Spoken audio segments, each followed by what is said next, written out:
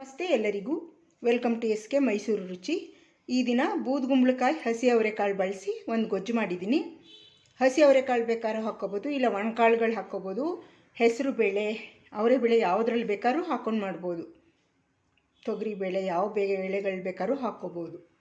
ಇದೇ ರೀತಿ ಗೊಜ್ಜು ಮಾಡ್ಬೋದು ಬೇಳೆಗಳನ್ನು ಬಳಸಿ.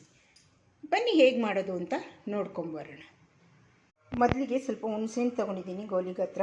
ಕೊತ್ತಂಬರಿ ಸೊಪ್ಪು, ಕರಿಬೇವಿನ ಸೊಪ್ಪು, ಕಾಯಿ ತುರಿ, 1-3 ಸ್ಪೂನ್ ಕಾಯಿ ತುರಿ ಇದೆ, 1 ಈರುಳ್ಳಿ ಸಣ್ಣದು, ಇನ್ನೊಂದು 4-5 ಬೆಳ್ಳುಳ್ಳಿ ಹೆಸರು, 1 ಟೊಮೊಟೊ, ಸಾಂಬಾರು ಪೌಡ್ರು. ಇಷ್ಟನ್ನು ನೀರು ಹಾಕ್ಕೊಂಡು ರುಬ್ಕೊಂಡು ಪೇಸ್ಟ್ ಮಾಡ್ಕೊಳ್ತೀನಿ.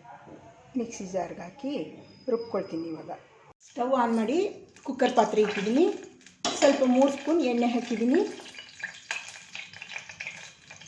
ಸಾಸಿವೆ, ಕಡಲೆಬೇಳೆ, ಉದ್ದಿನಬೇಳೆ, ಜೀರಿಗೆ, ಮೆಂತ್ಯ, ಕರಿಬೇವು, 1 ಒಣಮೆಣಸಿನ್ಕಾಯಿ ಹಾಕ್ತಾಯಿದ್ದೀನಿ. ಇವಾಗ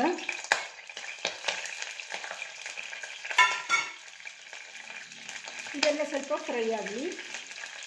ಸ್ವಲ್ಪ ಹಿಂಗೆ ಹಾಕ್ತೀನಿ.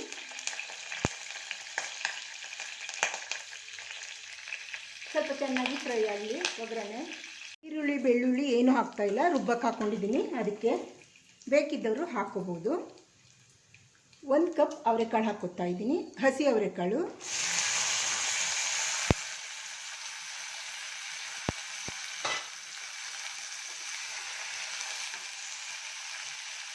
ಸ್ವಲ್ಪ ಬೂದುಗುಂಬಳಕಾಯಿ ಸಿಪ್ಪೆ ತೆಗೆದು ತಿರುಳು ತೆಗೆದು ಕಟ್ ಮಾಡ್ಕೊಂಡಿದ್ದೀನಿ.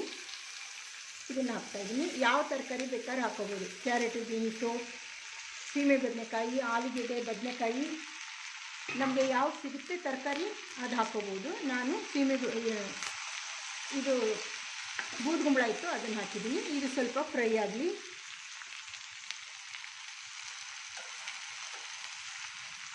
ಸ್ವಲ್ಪ ಮಿಕ್ಸ್ ಮಾಡಿ 1 ನಿಮಿಷ ಫ್ರೈ ಆಗಲಿ. ಇವಾಗ ರುಬ್ಬಿರೋ ಪೇಸ್ಟ್ ಹಾಕ್ತೀನಿ. ಇದಕ್ಕೆ ಟೊಮೊಟೊ, ಈರುಳ್ಳಿ, ಬೆಳ್ಳುಳ್ಳಿ, ಸ್ವಲ್ಪ ಹುಣಸೆಹಣ್ಣು, ಕಾಯಿ ತುರಿ, ಕರಿಬೇವು ಸೊಪ್ಪು ಹಾಕ್ಕೊಂಡಿದ್ದೀನಿ. ಇದನ್ನು ಹಾಕ್ಕೊತಾ ಇದ್ದೀನಿ.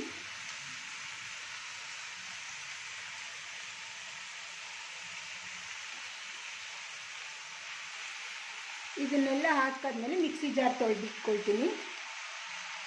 ಎಲ್ಲ ಮಿಕ್ಸ್ ಮಾಡಾದ್ಮೇಲೆ ಮಿಕ್ಸಿ ಜಾರ್ ತೊಳೆದು ನಮಗೆ ಗೊಜ್ಜಿಂದು ಕನ್ಸಿಸ್ಟೆನ್ಸಿ ಹೇಗೆ ಹಾಗೆ ಮಾಡ್ಕೋಬೋದು. ಇದು ಅನ್ನ, ರೊಟ್ಟಿ, ಚಪಾತಿ ಎಲ್ಲದಕ್ಕೂ ಹೊಂದುತ್ತೆ ಈ ಗೊಜ್ಜು.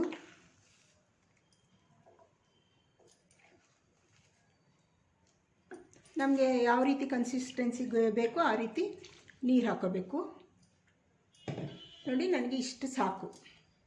ಇದು ಸ್ವಲ್ಪ ಕುದಿ ಬಂದಮೇಲೆ ನಾನು ಲಿಡ್ ಮುಚ್ಚುತ್ತೀನಿ.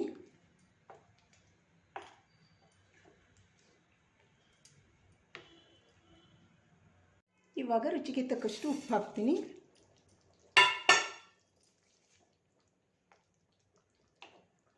ಕುಕ್ಕರ್ ಮುಚ್ಚಳ ಮುಚ್ಚಿ 2 ವಿಷಲ್ ತಗೊಂಡ್ರೆ ಗೊಜ್ಜು ರೆಡಿ ಆಗುತ್ತೆ.